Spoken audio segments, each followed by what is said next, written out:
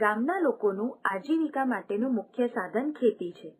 એટલે કે ગામના મોટા ભાગના લોકો ખેતીની પ્રવૃત્તિ કરીને કમાય છે. ખેતીમાં કામ કરતા બધા જ લોકોને પોતાના ખેતર હોય તે જરૂરી નથી. આથી ઘણા લોકો બીજાના ખેતરમાં ખેતમજૂર તરીકે કામ કરતા હોય છે. ભારત ઘણો વિશાળ દેશ છે.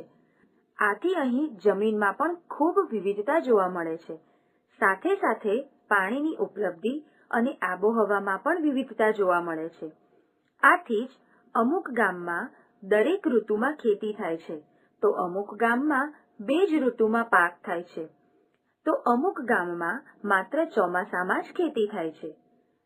જે ગામમાં માત્ર ચોમાસામાં જ ખેતી થતી હોય તે ગામના ખેડૂતો કે ખેતરમાં કામ કરનારા લોકોને ચોમાસા સિવાયના સમયગાળામાં અન્ય કામ પર આધાર રાખવો પડે છે.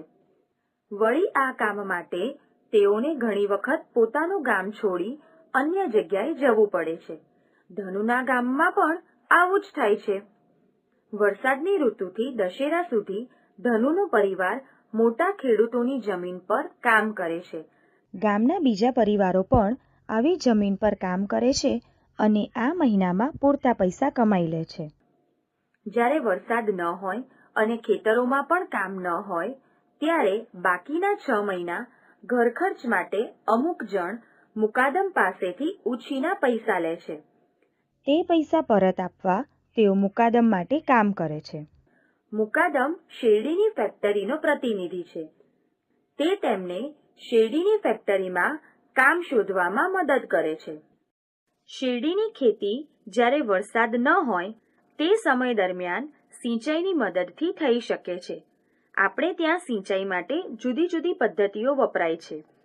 જેમ કે કૂવામાં ટ્યુબવેલ દ્વારા, બોરવેલ દ્વારા, નદીઓમાંથી નહેરો કાઢીને, સરોવરો અને તળાવો દ્વારા સિંચાઈ કરવામાં આવે છે.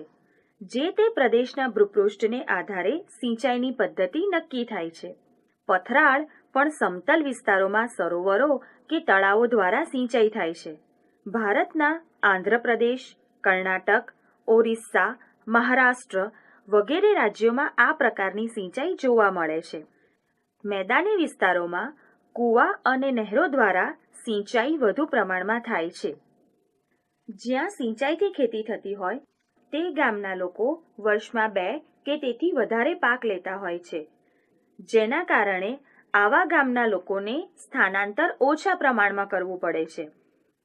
ધનુના ગામના મોટાભાગના લોકો દશેરા પછીના મહિનાઓમાં તેમના ઘરથી અને પરિવારથી દૂર થઈ જશે. 6 મહિનાઓ સુધી ધનુ અને તેના જેવા બીજા કેટલાક બાળકો શાળાએ જઈ શકશે નહીં. ગામમાં વૃદ્ધો, નાના બાળકો તથા કેટલીક સ્ત્રીઓ અને બીમાર માણસો જ રહેશે. બાકીના બધા માણસો બીજા પ્રદેશમાં મુકાદમની સૂચના અનુસાર કામ કરવા જશે. જો આવા ગામના લોકો કામની શોધમાં પોતાનું ગામ છોડે નહીં તો તેમની આર્થિક સ્થિતિ ખૂબ જ ખરાબ થઈ જાય અને તેમને ભૂખે મરવાનો પણ વારો આવે. અથવા તો તેમણે દેવું કરવું પડે, પરંતુ દેવું ભરતા ભરતા તેમની આર્થિક સ્થિતિ વધુને વધુ ખરાબ થઈ જાય. બાળમિત્રો, ક્યારેક કોઈ વ્યક્તિને થોડા ઘણા રૂપિયાની જરૂર હોય તો તે પોતાના ઓળખીતા પાસેથી રૂપિયા ઉધાર લે છે. એટલે કે નક્કી કરેલા સમયમાં તે જેટલા રૂપિયા ઉધાર લીધા હોય તે પાછા આપી દે છે. જ્યારે દેવું કરીને રૂપિયા મેળવનારે લીધેલા રૂપિયા ઉપરાંત તેના પરનું વ્યાજ એટલે કે વધારે રૂપિયા ચૂકવવા પડે છે. જ્યારે કોઈ સંસ્થા કે બેંકમાંથી લોન લેવામાં આવે છે ત્યારે નિયમ મુજબ વ્યાજ ચૂકવવું પડે છે. સ્થળાંતર કરીને અન્ય જગ્યાએ ખેતી કરવા કે અન્ય કામે જતા લોકો જે જગ્યાએ કામ કરવાનું હોય તે જગ્યાની આસપાસ ત્યાં ઉપલબ્ધ વસ્તુઓમાંથી ઝૂંપડા બનાવીને રહે છે.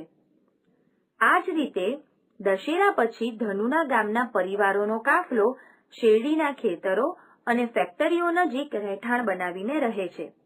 6 મહિના તેઓ સૂકી શેરડી અને તેના પાંદડામાંથી બનાવેલી ઝૂંપડીમાં રહેશે.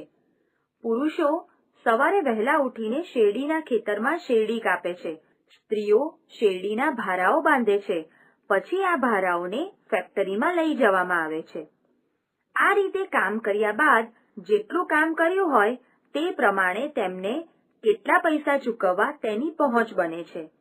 જે લોન ખાતાનો હિસાબ રાખનાર પ્રતિનિધિ પોતાની પાસે રાખે છે અને ખર્ચ માટે જરૂરી રૂપિયા આ રીતે કામ કરતા માણસોને આપે છે.